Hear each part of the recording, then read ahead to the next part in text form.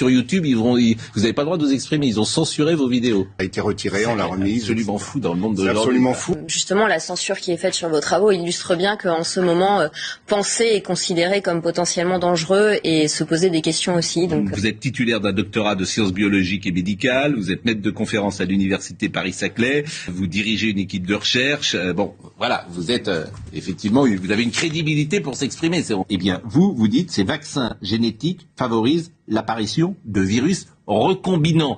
Alors en fait, c'est un variant. C'est un variant. Les variants, il y en a deux types, il y a les mutants et il y a les recombinants. On appelle un virus recombinant, c'est un virus dont le matériel génétique est un mélange de deux matériels génétiques de deux virus parentaux.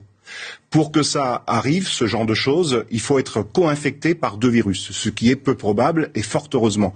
Dès lors que l'on vaccine massivement avec du matériel génétique, c'est le cas des vaccins génétiques, notamment des vaccins à ARN messager, il ne faut pas oublier que les coronavirus sont les champions de la recombinaison. Leur principal moyen d'échapper au système immunitaire, c'est pas la mutation, c'est la recombinaison. Moi, je ne suis vacciné contre plein de choses, mais pas contre le Covid.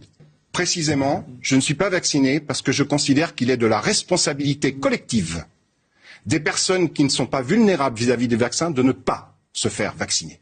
80% des gens qui sont porteurs du virus qui sont asymptomatiques. Donc si on avait affaire à un virus tueur, je peux vous dire que l'hécatombe serait autrement. Ce n'est pas un virus tueur, c'est un virus qui porte l'estocade finale chez les gens fragiles. Si on fait une vaccination massive avec un vaccin, qui laisse circuler le virus, on se place dans des conditions de émergence et de sélection de virus variants.